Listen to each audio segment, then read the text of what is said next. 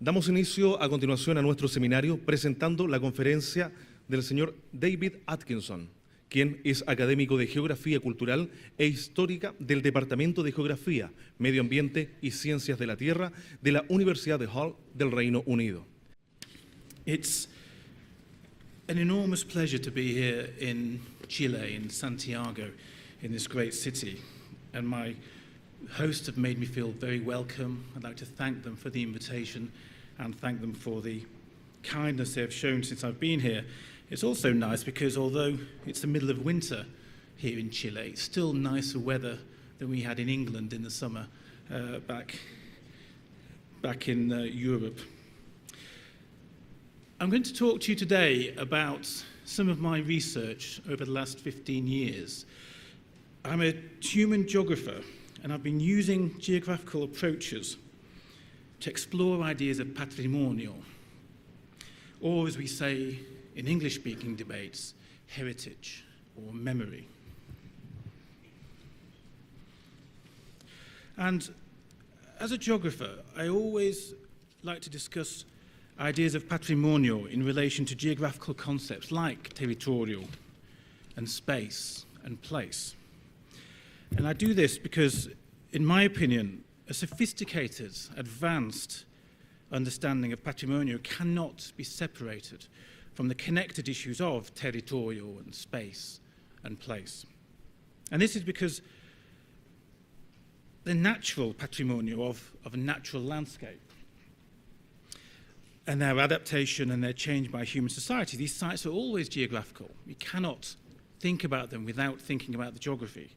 But also cultural heritage of human behavior and human activities is equally about territorio and space and place as well, because all history, of course, takes place in space. It's embedded in distinctive places.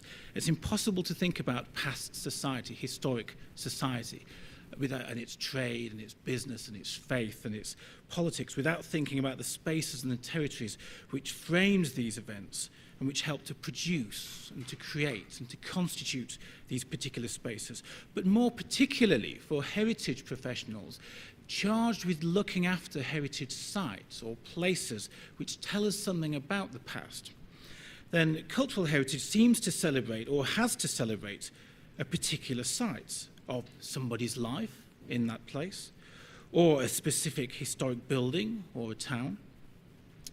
And these are all geographical concepts. Or heritage that celebrates an industry, perhaps a past defunct industry. Nevertheless, is specific to a particular place or region, and you cannot understand it without thinking about that region and about the place and about the territorium as well.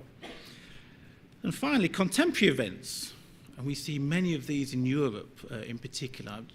I think it's happening in Chile as well. The reenactments of the past and parades and festivals and celebrations of patrimonio. These events always are embedded in particular spaces. They, as we say in English, they take place, they happen, they occur in particular spaces. So therefore, like other human geographers in the English-speaking world, I think we must think about patrimonio in terms of how it connects to and is embedded within patrimonio. And this means we can't think of a heritage site, a place of heritage, a bounded space of heritage in isolation with its heritage manifest and demonstrated at one particular site. Because like human behavior, it spreads out across regions and across the world, across different countries. So rather, we need to enmesh all heritage within its wider spatial territories and its wider spatial connections to different parts of the world. Because without this sense of a broader geography of the territorio of patrimonio, we'll have a weaker appreciation of what patrimonio actually is. So to spatialize, as we call it in English-speaking geography, to spatialize patrimonio is additionally important because patrimonio is a phenomenon which now touches so many different corners of the world. And to some commentators, and particularly to local and regional and national governments around the world, patrimonio is seen as a key driver for economic regeneration and development. It's also seen as being key, as being fundamental to maintaining and promoting national, regional, and local identities in a globalizing world. The distinctiveness of your place can be celebrated and enhanced by a sense of patrimonio. So increasingly, nations and cities and towns, and even small villages, celebrate their heritage in some way. And again here, patrimonio and territorio, they're enmeshed, they're entwined together. So today, I'm going to explore some of my work in the light of English-speaking debates about, as we call them, heritage sites and places of memory, and how they make these connections to territorio, how we cannot understand them without thinking about the territorio, thinking about the geographies of what is happening here as well.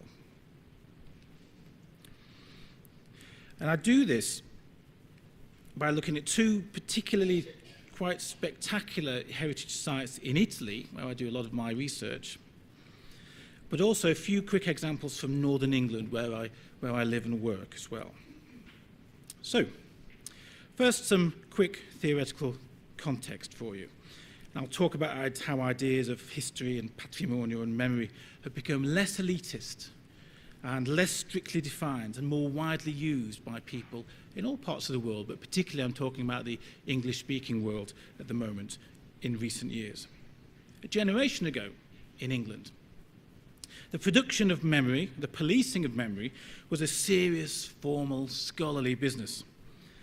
History was an elite concern debated by university academics and professors and published in dry, scholarly, inaccessible books. And when heritage was communicated to the public, when it did go out to ordinary people, it was often through these rather top-down initiatives as well. The historic artifacts, for example, would be enshrined in glass cases in museums, and we were told to go and look at these things and to gaze upon our history and our identity and to learn from that. Not to touch them, not to engage them or think about them, just look at them. Or important figures were remembered in public space through statues or through monuments or in the names of streets and public squares, such as Avenue Bernardo O'Higgins, which I came down the road in the taxi this morning.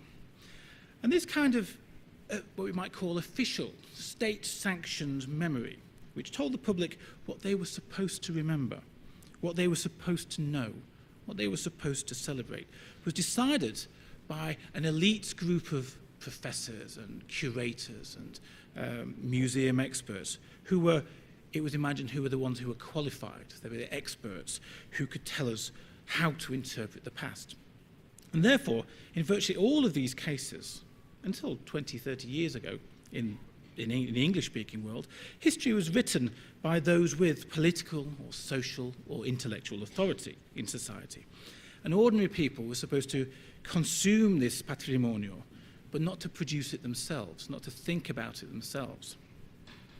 The range of patrimonio was therefore limited, and elite perspectives meant that for the most part, elite issues and elite people were addressed. And the views and the histories of ordinary people received far less attention. Also, patrimonio was communicated via particular formal sites, bounded spaces, certain places where you would go and see patrimonio or engage with patrimonio, like museums or heritage sites or monuments, where memory was located but also is fixed there and enshrined in this one particular place. That is where memory is, nowhere else. And even with the arrival of specialist heritage organisations like UNESCO or DBAM, who are kindly hosting us here today, this problem persists because these heritage organisations have to select a particular heritage site. You can't talk about it everywhere. They have to draw a boundary around a particular site, which is emblematic of the heritage that they are trying to talk about. So sometimes, as with national parks, you can talk about a larger region, but often with human cultural heritage, this is not so straightforward. How can we trace and represent the flows of human experience, of movements, of trade, of ideas, of religious faith, of community? How can you represent these things in one particular site? This is a struggle. This is a problem which we have to deal with. This is very challenging, and you know this, as some of the people in the audience are trying to deal with these ideas. But what I'm going to do today is outline various examples from my research that demonstrate that Patrimonio is rarely as bounded and neatly defined as heritage sites by their nature happen to suggest sometimes. I also argue that the process of cultural heritage, the processes of cultural heritage, have a wider reach than some of these places can represent, can encompass, can talk about. And secondly, I will also show how other voices always and perhaps inevitably, always and inevitably join in and confuse the elite top-down perspectives upon monuments and heritage sites and patrimonio. And this is something we have to deal with as well. So thinking about the territories of heritage sites. My first example is the Vittorio Emanuele II monument, the Altare della Patria in Rome, in Italy. It's a very beautiful city, and I've been lucky enough to live there for a couple of years. And this is a key, the Vittorio Emanuele monument, is a key national expression of Italian heritage and identity. And many national events regularly, as we say, take place, happen, are celebrated on its steps. But we cannot understand how this monument works, how it functions, and the meanings and identities which it produces, unless we also think about the geographies of the monument and the space it fills in the heart of Rome, in the heart of the Eternal City. The Vittorio Emanuele II monument was built between 1885 and 1911 to commemorate the first king of United Italy, Vittorio Emanuele II. But it was also designed explicitly as a statement about the new Italian nation, only in existence since 1861, and then only in possession of Rome from 1870 onwards. And 1885, they start to build this monument to embody, to articulate the sense of Italianità, of Italianness.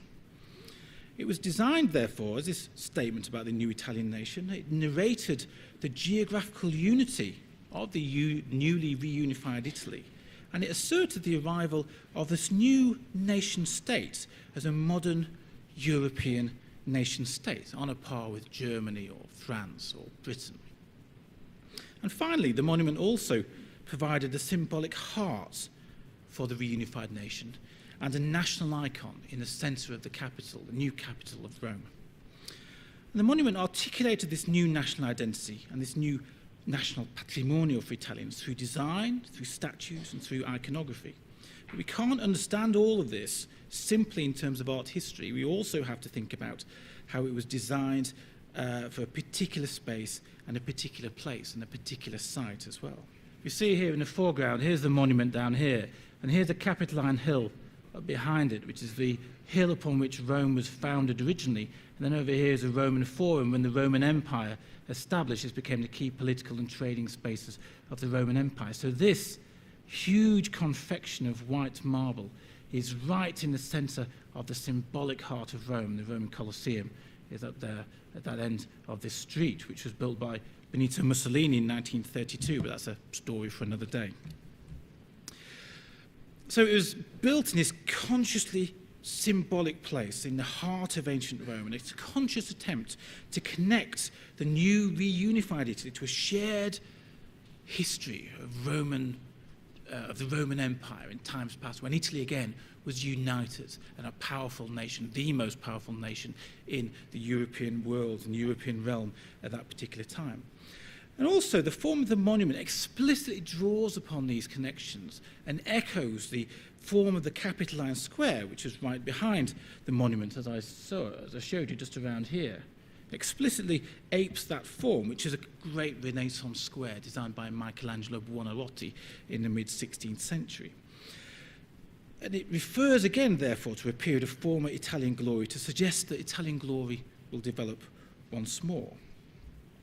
The form, therefore, of the Capitoline Square, as you see here, with the statue of the Emperor Marcus Aurelius, the equestrian statue, and we've seen these. I've seen past several of these in a taxi this morning coming down the road from my hotel.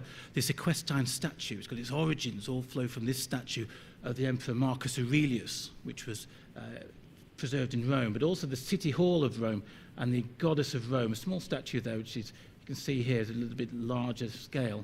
These two statues of the Goddess of Rome and Marcus Aurelius are echoed in the monument. And we have the Goddess of Rome here, next to the tomb of the unknown soldier. In the front of the monument, I'll show you this again in a second, and also the statue of Vittorio Emanuele II, again on a equestrian horse, just like Marcus Aurelius. These same things, the Dea Roma and the equestrian statue, locked into the centre of the monument. It's a deliberate evocation of the heritage of ancient Rome in this new national monument. But the monument also, and this is some work I did with Dennis Cosgrove, my old supervisor, who sadly died a few years ago, but this monument was also designed, we discovered, as a narrative of Italian geographical unity. The fountains at the base, you can see here, over that side, and that side, represent the two seas to the either side of the peninsula, the Italian peninsula. The statues at the top of the monument, the 96 provinces of Italy, all have a statue all the way along the edifice along here, so representing all of Italy brought together in this one particular monument. And then there's 16 major Renaissance cities of Italy's period of great cultural fluorescence and learning in the 15th, 16th, 17th centuries, all around this plinth here, which holds up the statue of Vittorio Emanuele himself. And then the Dea Roma is here in the centre, and then the statue of the unknown soldier, the tomb of the Italian unknown soldier is located underneath. So this is all a narrative about all of Italy being brought together and unified in this one monument, established here, right in the heart of ancient Rome, right in the heart of the ancient Roman Empire. So it's loaded and freighted with lots and lots of symbolism. But further, it was designed, this kind of style, you may recognize it from various places you've been to, is designed in the contemporary, it was called the International Modern Style of classical, neoclassical Beaux-Arts styling, which is comparable to other European cities of the day. If you go to Vienna or Paris or London or Berlin, Washington, D.C., or indeed, I was in the Biblioteca Nazionale here in Chile yesterday, the same kind of Beaux-Arts international style. Every nation around the world, capital cities around the world, all trying to lay claim to an imperial heritage, to a sense that they were the heirs to the ancient Roman Empire, to the learning, to the engineering, to the legislative might of this phenomenal entity on the face of the earth, which shaped Western ways of thinking and understanding ever since. The Italians, of course, say, well, Paris, Budapest, London, Santiago, if they're using this form, why shouldn't we use this form? We are the Romans. We are the people who were with the direct descendants of the Roman Empire. And so they use this style as well to emphasize again that Rome has been reborn in the new Italian state. But also the design and the vast scale, as we see, of the confection. Sorry, I forgot to show you this slide. Again, there's some of those of the statues and the equestrian statue there. The vast scale and decoration of the monument were also intended to challenge the papacy and to remake papal Rome, the Rome of the popes since the 4th and 5th century and the fall of the Roman Empire, to remake Rome of the popes into the new Italian national capital. In 1870, the Italians reunified their nation by seizing the papal states, which was a territorial entity across the heart of Italy, splitting the country in two, you can see here. So the Pope was essentially king of that territory as well. It was seized by the Italians. The Pope retreated into the Vatican palaces, and there was a great deal of hostility. People who were elected to official roles in the new Italian state were excommunicated by the Catholic Church. There's very serious issues. More slowly. Sorry. So and there was much hostility from the church towards Rome, towards the new secular Italian nation.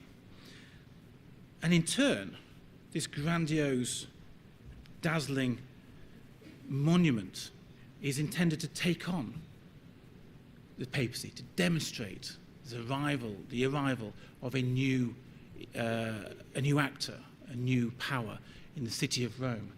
You see the Vatican behind it, and then up on the skyline, Vittorio Emanuele and his monuments, contesting the skyline with the dazzling marble brought down from Brescia in the north of Italy, especially to mark itself into the city, to mark the arrival of the new Italian state. So the structure, therefore, embodies a narrative of Italian unity, written in marble and stone and bronze statues.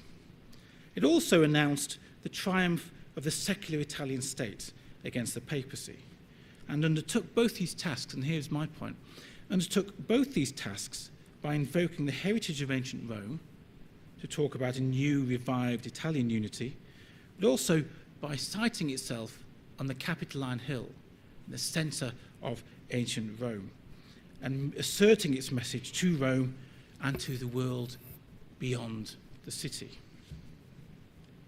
So these points, I think, reinforce the fact that we cannot think about heritage sites, about Patrimonio, without thinking about Territorio, about their wider geographies and their wider territories. And the Vittorio Emanuele monument also reminds us that despite the fine intentions of the designers and the monument's architects, and the formal and very serious, sober meanings about national unity and identity and togetherness which it embodied, these messages can also be undermined by the reception by critics and by the public. And because this monument doesn't really fit into the heart of medieval Rome, and this is the design, it's designed to be different, to be huge, to be white, to be dazzling. It's designed to be different, but it also attracted criticism because of this. Italians, never been particularly convinced by calls to affiliate with the Italian nation state, today or indeed in the past, were largely indifferent to this new monument, calling it the wedding cake. Overseas commentators were particularly critical, accusing the structure of, in some words, of Augustus Hare, a British architectural commentator, of ruining the eternal city and being an unforgivable intrusion into the heart of medieval Rome. American troops liberating Rome in 1945 called it the typewriter or the false teeth. And even today's guidebooks complain about the sites. The Rough Guide, for example, calls it too big, too white, and altogether too boastful. And this casual disdain reminds us that those of us dealing with heritage issues, that consumers of heritage sites are not passive recipients of the meanings which we propose and the meanings we design into these sites, but they will often construct their own interpretations. And this is an example of what, in the English-speaking world, we call dissonant heritage, dissonance, different voices and contesting senses of what these places are about, and how they clash and contest with each other at certain heritage sites. And we have to take these things on board and to deal with these different perspectives. My second example is this place, the Risiera di San Saba in Trieste in northeastern Italy. This is another Italian national monument, about 50 or 60 Italian national monuments. And this has got an even more serious and sober and upsetting, or a more serious, sober, and I think upsetting message as well, because this monument likewise is contested. It is also about its embeddedness in the city, and I'll talk about this in a moment, but it's very different to the extroverted narrative of the Vittorio Emanuele monument, spreading out a story of the arrival of a new Italian city, a new Italian nation state. The relative silence that surrounds the Risiera di San Saba is due to its notorious role as the only Nazi death camp to operate in Italy during World War II, in occupied Italy. And again, we cannot understand the history and the design and the use of the Risiera de San Saba now as a memorial site, as you see before you, without a sense of Territorio and the geography of the site and the wider geographies of the city of Trieste and the surrounding region. Until 1919, Trieste was the major port of the Austro-Hungarian Empire and its third largest city behind Prague and Budapest. It was a thriving, successful, multicultural place. It was taken as being a model of how cities might be in the future. You can see it's just down here, and the port for the entire Austro-Hungarian Empire. But after the First World War, as the defeated Austro-Hungarian Empire was carved apart by the British and the French and the Italians, Trieste became Italian territory because it had an Italian ethnic majority in the city itself. And so the territory of Italy stretched around into the newly created state of Yugoslavia and enclosed Trieste in a little strip of land extending from the northeast part of Italy. See here. You can see here in the foreground, this is Trieste today, and it's got a very beautiful setting, as you can see.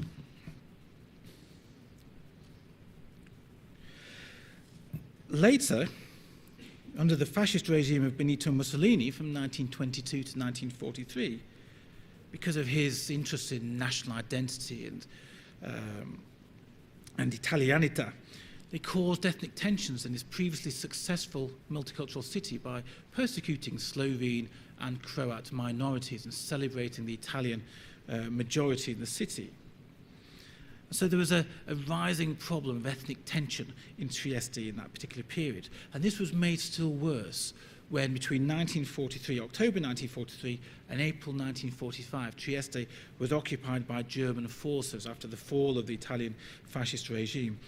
And they established a concentration camp in a rice mill in the suburbs of Trieste for incarcerating, torturing, executing their enemies, often Italian partisans and Yugoslav resistance fighters, but also the Risiera was used for the transportation of the Jews of that region of northeastern Adriatic to the different larger death camp complexes of Central Europe under the Nazi regime. And the Risiera was not a death camp designed solely to murder people, as Auschwitz-Birkenau was, for example, but it was nevertheless a very deadly place. 20,000 people were held there at various times.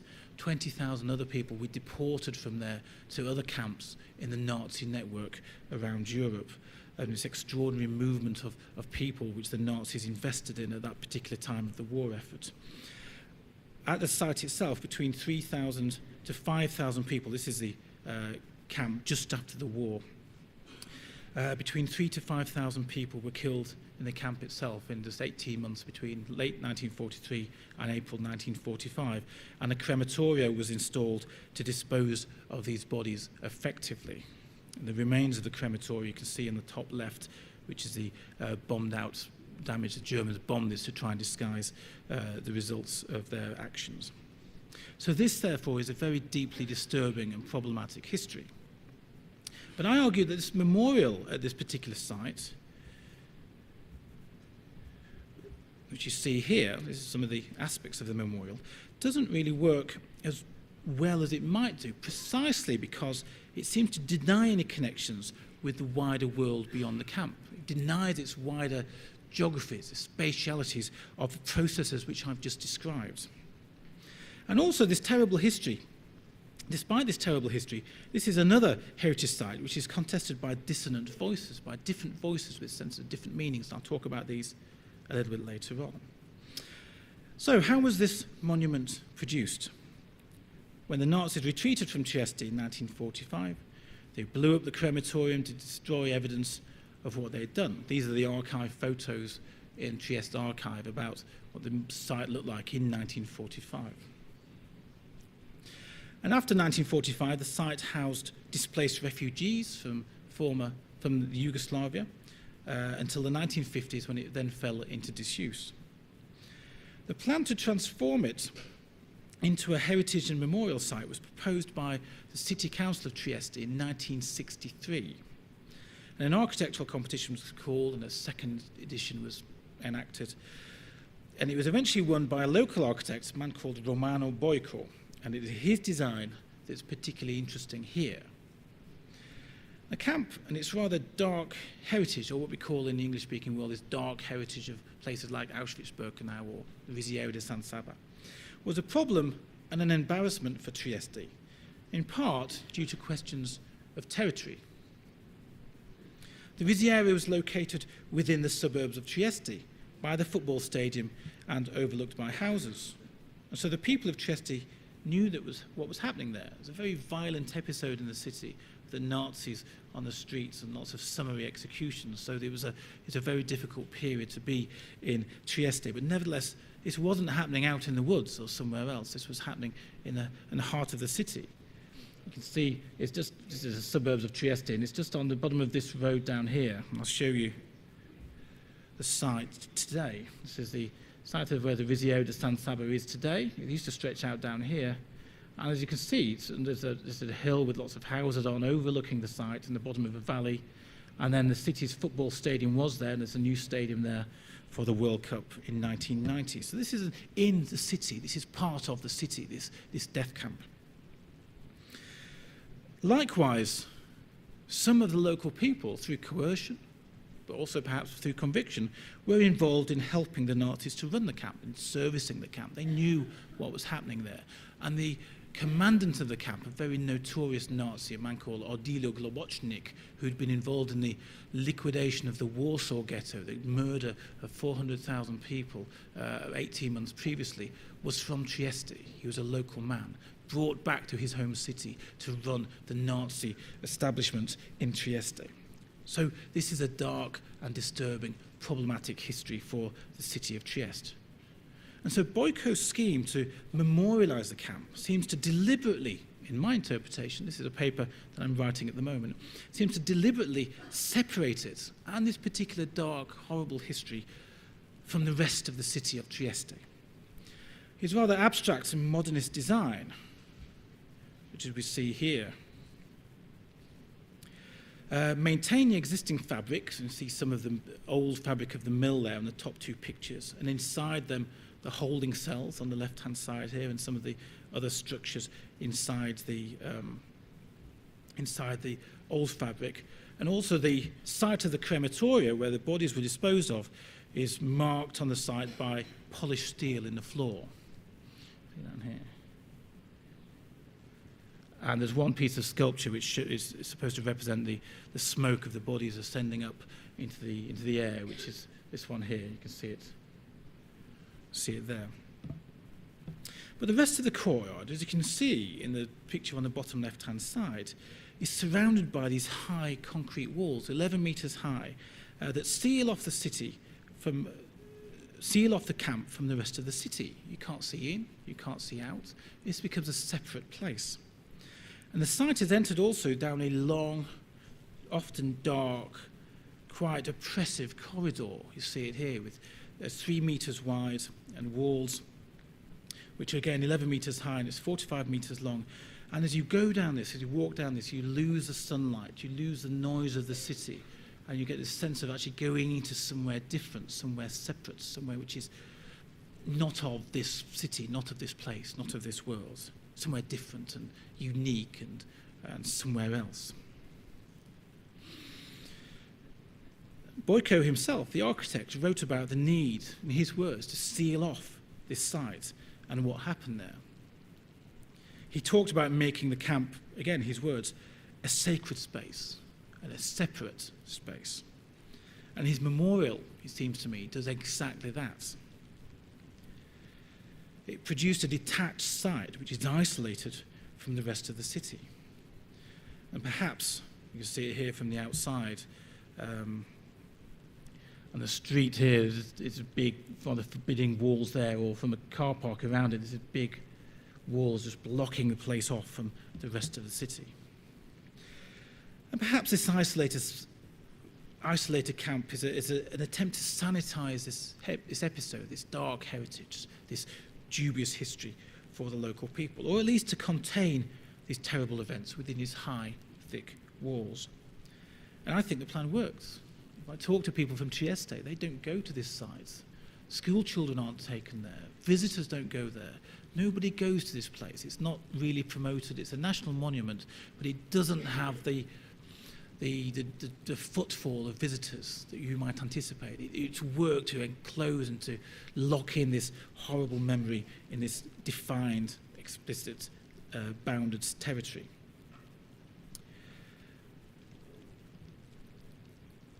The one day a year when the camp is noticed by local people is the 25th of April, which is Liberation Day in Italy, and a national holiday, and a way of remembering the Second World War, and particularly the partisan resistance to the Nazis in the north of Italy as well. But this, because of the camp, because of the histories which it enshrines and embodies, has become a quite controversial event in the last few years. In particular, the various different ethnicities of the region, of Slovenes, of Croats, of Italian nationalists and Italian rights and Italian left and so on and so forth, all end up contesting this history at this particular site as well. And you see here, this is in 2007, and we've got the national Italian officials up here laying their wreaths, but also a Slovene partisan choir who started singing different songs from the formal Italian songs at this particular point. So there's actually, in terms of their songs and their music, there was contestation, dissonant voices at this site in 2007. And this caused an international diplomatic furore and missives and arguments between the Slovenian state and the Italian state, who were neighbours in that part of northeastern Adriatic region. But this was a diplomatic episode sparked by the one time a year when people take note of this rather horrible history which is embodied by this site. So this has got dissonant histories as well, dissonant voices, and a rather uncomfortable histories locked into this site, but ones which, through the design of this site, seem to deny its wider territories and its connections. So again, territory isn't taken account of. I argue this doesn't really engage or work all that well. So I'm going to finally talk about ways of thinking beyond bounded sites of Patrimonio. I've talked about two sites that I've worked on in Italy, both spectacular, big national monuments in their own way. But I'm going to talk about smaller scale sites as well, and how they perhaps try to reflect, or at least put on our agendas, how we need to think about Patrimonio e Territorio as being connected, as being umbilically entwined together. And these are examples from the north of England, where I live and work. When I'm not going to Italy, it's easier because I can do it all in English rather than Italian. So this is my way of suggesting that we might understand heritage better when we think about the wider territories and the spaces across which human activity develops, and the flows of migrants and trade and ideas, and across which the heritage of human activities can be traced. This is, for those of you who don't know the north of England, this is Yorkshire, the county of Yorkshire, where I live. And then this is Kingston upon Hull, where I work, and I live in the little town of Beverley there. And this is the sea going out into the North Sea there. So we're talking about this region at the moment. And the first example is one of, it was called Sea Trek 2001, and the idea of transmigrants coming through the city of Hull and onto the Americas, onto the New World in the late 19th and early 20th centuries. So this is a global scale transmigration of people moving from Europe into North America, into South America. And in August 2001, 6 tall ships, as you see on the left-hand side, big square-rigged sailing ships, sailed into the port of Hull in the north of England. This was a heritage spectacle, and the local council celebrated it as such. There was an event on TV and the radio, and huge numbers of people came to celebrate and take part in this heritage spectacle. 40,000 people have turned out one evening to see the ships docking in the docks in the port of Hull. The next day, 20,000 people queued to tour around the ships themselves, and another 80,000 people looked on from the dockside. This was a huge event in the city. This was a big, big event. Well, in the north of England, this was a very significant event. But for those people on board, it was very different. Sea Trek had been funded by an American millionaire who was also a member of the Church of the Latter-day Saints, of the Mormon Church.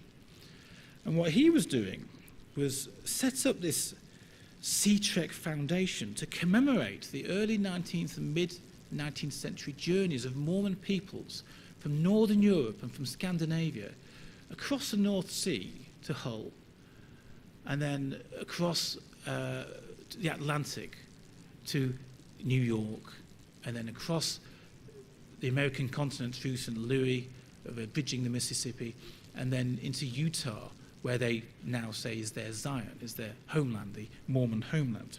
And this transmigration, this movement of people, was going to be celebrated by these tall ships reenacting that journey and full of Mormons who'd paid to be on board. So for the people on board, the Mormons on board, this was a very spiritual, religious experience. This was a spiritual journey. And their blogs and their online diaries at the time, this was when blogs weren't as popular as they are today, but there were still some blogs. And they talked about how pleased they were that the people of Hull were joining them in their religious reenactment of their pilgrimage from Northern Europe to Zion. The people of Hull, on the quayside, and I was one of them, had no idea about this. Nobody knew what was going on. Nobody knew this was a religious celebration. All they thought was this was celebrating Hull's role as a historic port. So these are dissonant views. But also, the Sea Trek pilgrimage left a material sign of heritage, patrimonio, on the dockside in Hull, which is the statue you can see on the right-hand side here, cast in bronze, and it's going to last for hundreds of years. And this is less open to alternative voices. This is an emigrant family. It's not portrayed as being a Mormon family, but an emigrant family. And identical statues are found around the route from Scandinavia and Northern Europe across to Hull, and there's one in Liverpool in the north of England, there's one in New York City down by Battery Park, there's one in St. Louis, and one finally in Utah. So they trace this human passage all the way across the Northern Hemisphere. But also, this monument enshrines a particularly romanticized and heroic vision of an emigrant family. We have a nuclear family of a father and a mother and a young girl and a young boy.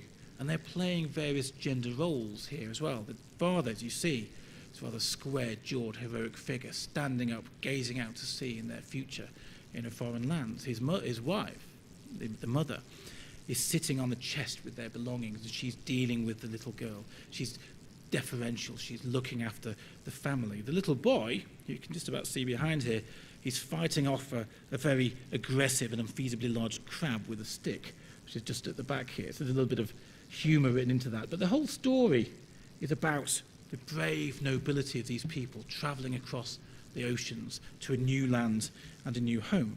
And in some respects, this is useful. Nobody really knew about the lost history of Hull as a major port, the third most important port in the British Isles, and its role in transmigration in the 19th and 20th century. 2.2 million people passed through the port between 1836 and 1914, which is 8% of all European migrants to North America in that particular period. So it's a very substantial port for transmigrants. So putting that on the historical record is useful, and marking it in space is useful. But this vision of this heroic family doesn't say anything about the persecution or the poverty or the racial issues which drove lots of people to move, such as the Mormons, from Europe to North America, where they thought they might find freedom of religious belief. Nor did it talk about the physically strong and undiseased bodies which were required to gain entry into the new colonies or the new lands of the United States and other parts of the Americas. Nor does it talk about the reciprocal flow of cultures and trade and people and bodies back and forth across the Atlantic. It's all about this one-way movement of strong, fit people to make a new world. So it does tell one vision of this story, but it does so in bronze, and it's there now forever. So here's a story of something which does talk about the spatiality of migration, but doesn't necessarily talk about it quite as well as we hoped it might. A second example is this man, and I've chosen him because he's got a little connection with Chile, so I hope you bear with me here. This is Captain James Cook, a British naval explorer and navigator who sailed through 3 Pacific journeys between 1768 and 1779. And for many people, he discovered Australia, or he's the first European to discover Australia. Lots of people live there already, of course. He's the first European to sight Antarctica, and he sailed up the west coast of South America, taking on board supplies routinely at Valparaiso, just down the road from here, which is why I chose this example. This statue is in the town of Whitby, just up the road from Hull. That's up there. And this is where Captain Cook was born. And so we see this this heroic statue cast in bronze of this man gazing out to his future, sailing the Pacific Ocean. And his accounts, his maps are still the basis, his surveys are still the basis of all European maps of the Pacific Ocean today. And also his accounts of this is Tahiti on his 3rd voyage, painted by his onboard artist.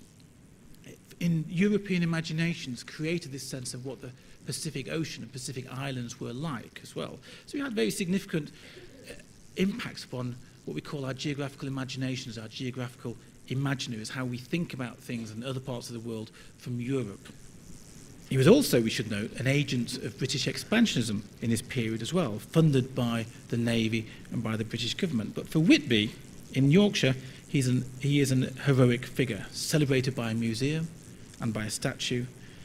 And the statue is inscribed by the various peoples he discovered, by the Canadians, by the New Zealanders, and by the Australians. We might note by the white colonists that he discovered, who like the idea of this white founding father of their nations. This is the cottage where he was born, near Whitby. But again, here's an example of heritage and a heritage site moving out of context, in some respects tracing the movements of Captain Cook, but also being a little bit of a strange initiative, because this is not in Whitby. This is in Melbourne, in Australia. In 1934, it was moved brick by brick from Whitby to Melbourne and set up in a park in the heart of Melbourne in South Australia. A very extravagant gesture by the Australians, but they were talking about him as being the father of their nation, the white father of their nation. For them it was important, and again this is a story about why we cannot understand monuments and heritage sites unless we think about the geographical stories behind them. My very final example relates to this city where I work, the city of Hull. And this is work which I've done with one of my PhD students, a woman called Tegwin Roberts. There's lots of heritage debates which take place in Hull, lots of very interesting, it's a very old historic city, it's 700-800 years old, and there's an awful lot, there's a major port, the major east coast port of the United Kingdom, it's got a great deal of history there. But in this example, I'm going to show how the heritage of Hull is again embedded in territory and geography.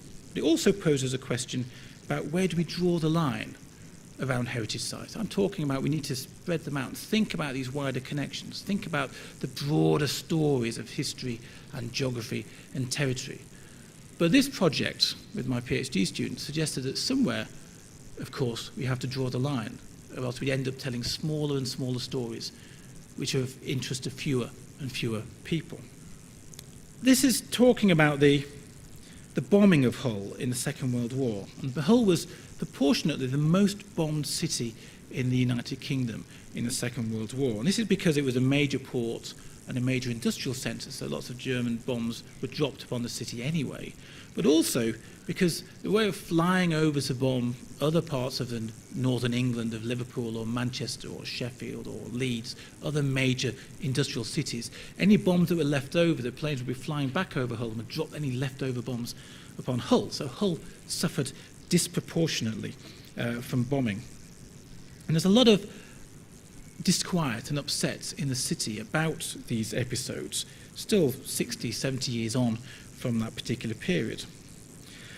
But there's 2 points which I want to make about that, one of which, in all the local debates, and I've worked in Hull for 14 or 15 years now, there's a very little sense of a wider connection to the war. The local people see themselves as being victims of bombing, but not part of the war more generally. Here's an example, actually, just as part of the map, just a little part of the city around here, around one of the major railway junctions, and then this is one of the bomb maps. You can see there again the railway junction, and these are all the bombs trying to take out the railways. You can see around there and various other parts of the city, and this is the kind of damage which was done to Hull. But there's no mention in the local heritage debates about British bombing of Germany, although all of the British and American planes that were bombing Germany in return were all based upon the east coast of England, and many of them were based in airfields around Hull. So we see here, for example, this is the last bomb site on the left-hand side. It's an old cinema which was bombed on the evening of 1941. And it's the last remaining bomb site in the UK that's not been tidied up since the Second World War. 6 miles away is the site of an old airfield where the British bombers were flying and bombing Germany, bombing Dresden and bombing Berlin. And people don't make the connection. This is a monument which has recently appeared to some of the dead bomber crew. And it was a very dangerous business. Many thousands of people lost their lives on these bombing raids. They're remembered, and the bombing's remembered, but nobody makes the connection in the city. And then also, my student also uncovered this very rich and detailed and finely textured oral histories of the memory of bombing, of the memory of living in a city with the bombs coming down and trying to hide in air raid shelters and trying to get out of the way of the bombing, and then coming out to look at the destruction to see if anybody had been injured. And she got these very rich stories from old people in their 80s and their 90s, remembering the events of the 1940s. And indeed, one old lady said, "Look at the front of my house, and you can see the shrapnel from a German bomb which marked my house." And you can see just in here, this is pieces of shrapnel in the metal there, and lots of metal up down there. And you can see generally the kind of arc of this shrapnel marking the front of this house. So this is a very rich story, but it's a very small story. It's a very small story of one bomb, one house, and one old lady.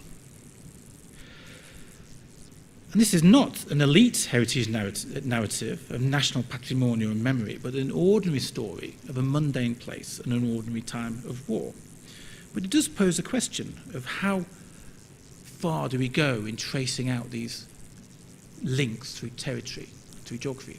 Which is very interesting, but it shouldn't be a memorial, or it's not more interesting enough, I think, to be a heritage site. In current theory in English-speaking geography, and I've been one of the people developing these theories, we like to explore the spatialities of heritage meanings as being this undulating topography, not talking about a particular site like the Vittoriano monument or the Risiera de San Saba, but talking about cities and regions as being shaped by human processes, not particular sites of heritage, but heritage everywhere. And in some places, like the Vittoriano or like the Risiera, then this heritage is more marked. It accrues and it sediments. There's more history there. In some places, not very much history, such as this old lady's house. But that's all very well and good as a theory, as an academic theory.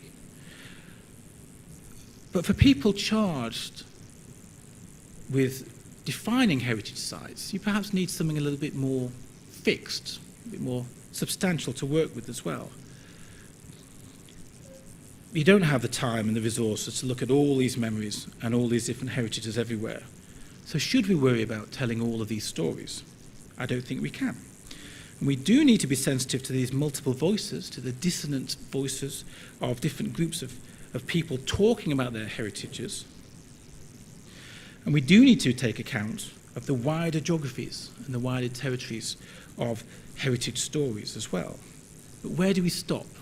And where do we get to the end of where we can start to represent a meaningful sense of heritage? And this, of course, is a problem facing some of you in the room today. How do we represent heritage appropriately? We need to think about the Territorio of Patrimonio, but we also need to decide where this Territorio ends. That's all I have to say. I'm sorry if I went too fast in some sections. I get quite excited talking about this research.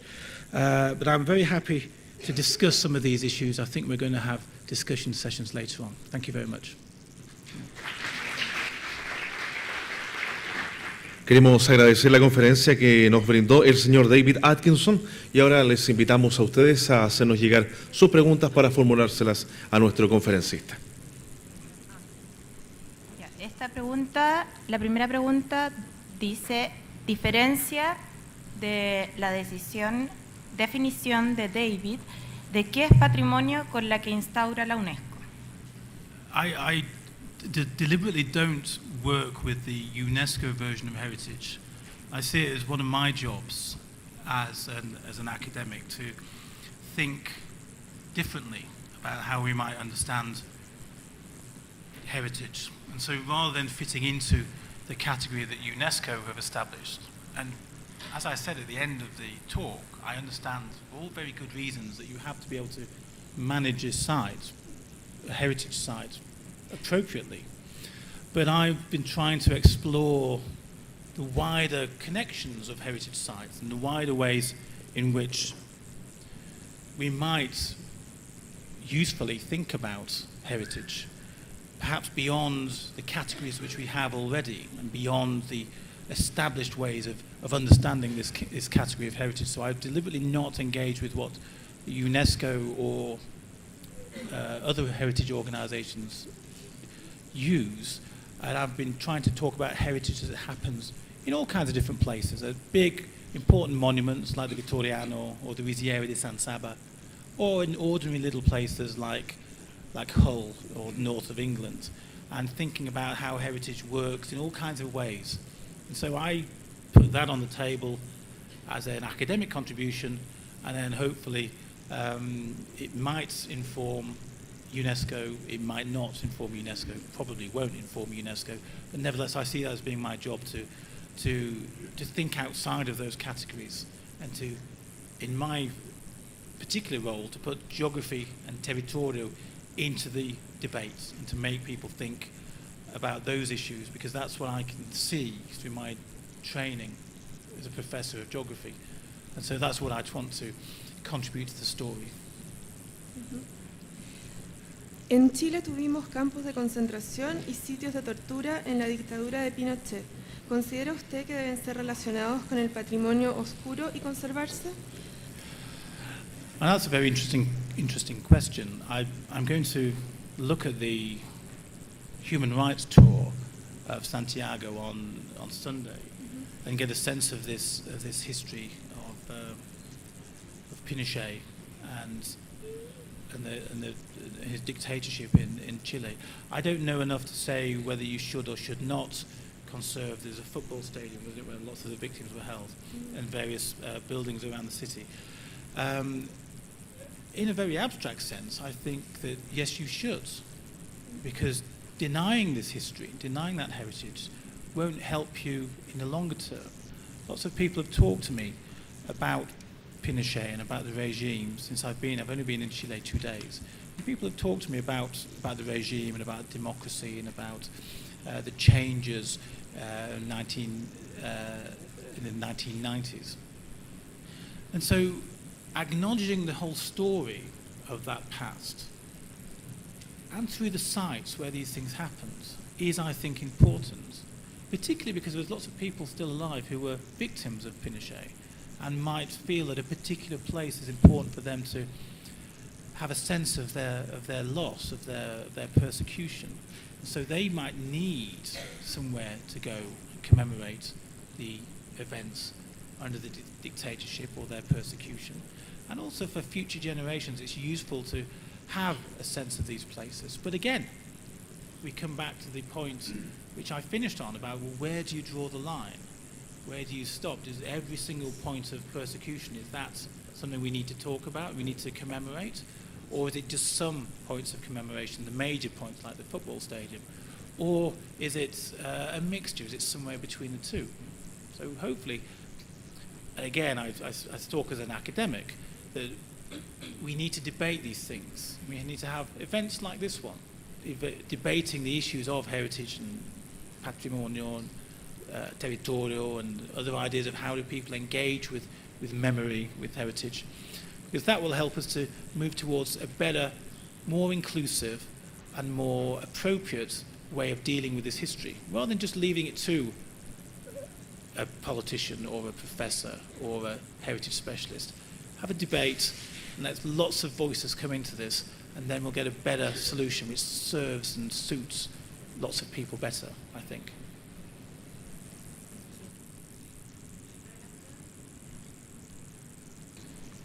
En relación a las historias locales, ¿qué determina que se puedan valorar como patrimonio o qué diferencia existe entre la historia y el patrimonio basado en las historias locales? ¿Ha cartografiado el patrimonio cultural? ¿Podría dar una referencia metodológica? I've had some experience of working with the City Council in Hull, where I work now in developing heritage trails. And we had a very famous poet who worked at the university, a man called Philip Larkin, who's said to be the greatest English poet of the 20th century. And he was a librarian at the University of Hull. And so we've set up a heritage trail about him and his work and the places that he talked about. So in that respect, this is part of the issue, is that they came to me as a professor and said, you know something about heritage, please help us. And I looked at what they had, and I thought it was wrong. Some of the buildings they'd included were wrong. So I ended up, as an expert, correcting and redeveloping this heritage trail about this poet for the City Council. I would rather that we had a bigger, fuller debate, rather than a few expert voices just talking about these things, as I've just articulated. I think that is a better methodology, a better way of developing an inclusive sense of community heritage, rather than just going to experts. But when I was engaged with doing heritage issues for Hull, I've done other things for the city as well, it was always a few expert voices. I don't like that. And I think what we need is more debates, more events like this one, and more senses of community heritage groups in cities like Santiago or Hull in England or Paris, Rome, Trieste, wherever it might be.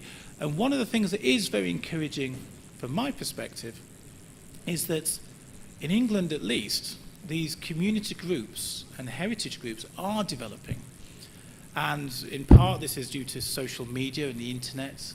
In part this is due to a phenomenon in England about people being interested in their local histories, and particularly their family histories, and tracing where their families have been and the family lineage and what roles people have played in their grandfather or great-grandfather, what kind of roles they played in economies or local politics or business.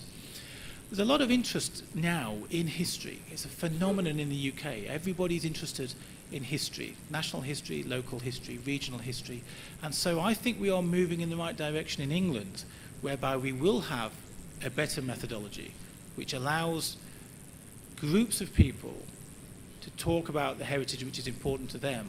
And it won't be just experts like me talking about heritage, it'll be everybody talking about heritage. And I think that is a better methodology to move towards. We're not there at the moment, but we are going in the right direction.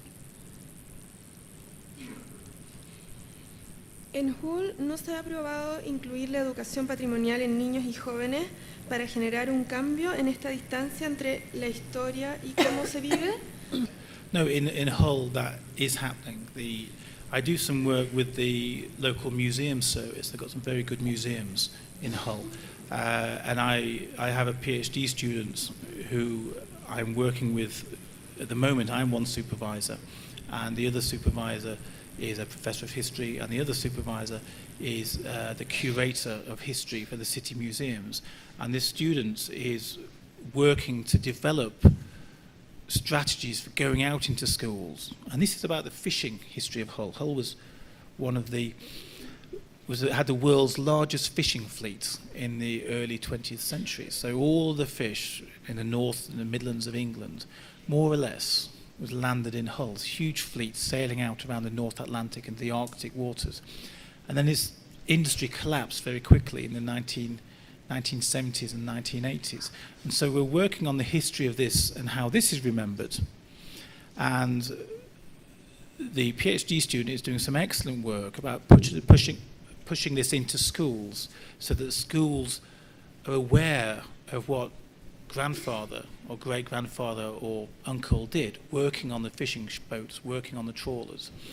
So yes, we are trying to do that, and we're working with the museums and the schools to make that happen. My partner is a primary school teacher, and she likewise is aware of these issues coming down from the City Council to make children aware of their patrimonio and to make them engage more with their city. And this is something which didn't happen when I was a school child in the 1970s. We didn't have this local history. It was all kings and queens. And nowadays it is happening in the UK.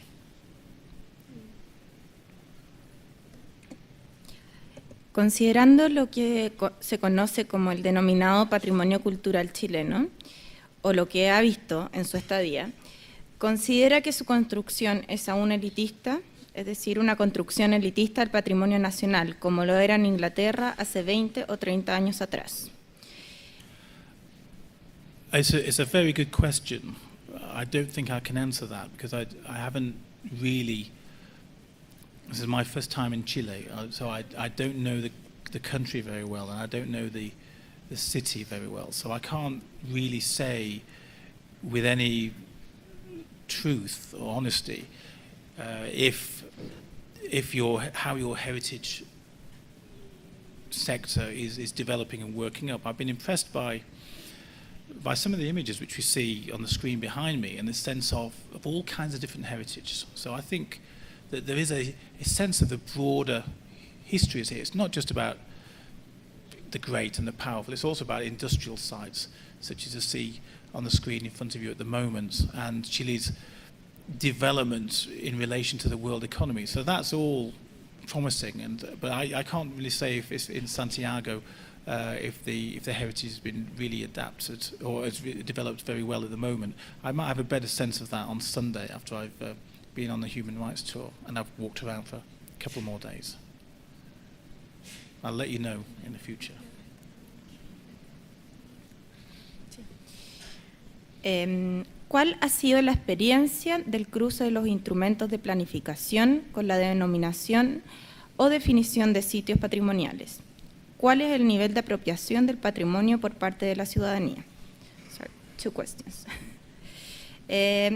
Which has been the experience of the different instruments of planification with the definition of heritage sites, like the link between heritage sites and the instruments of planification, urban planification in England? Was it Your a good experience. example? My experience. Yes.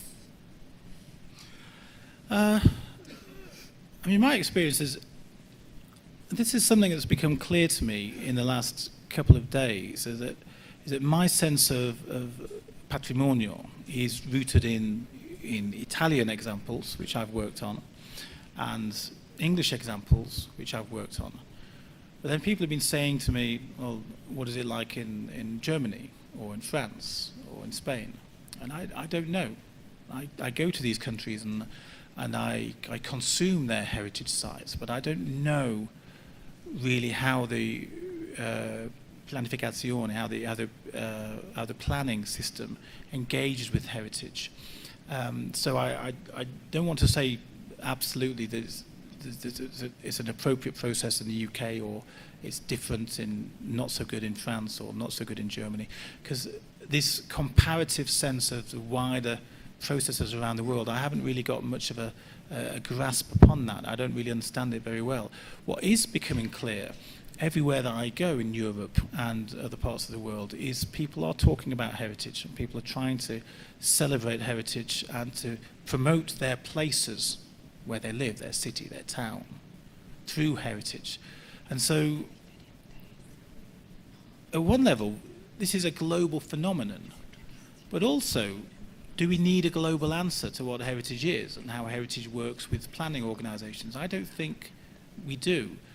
And again, this is speaking as a geographer, I think we need local or national regulations for different national contexts and situations. So to deal with heritage in Italy is different from dealing with heritage in England, which is different from dealing with heritage in South Africa, or different from dealing with heritage in India or Burma. And so perhaps we need to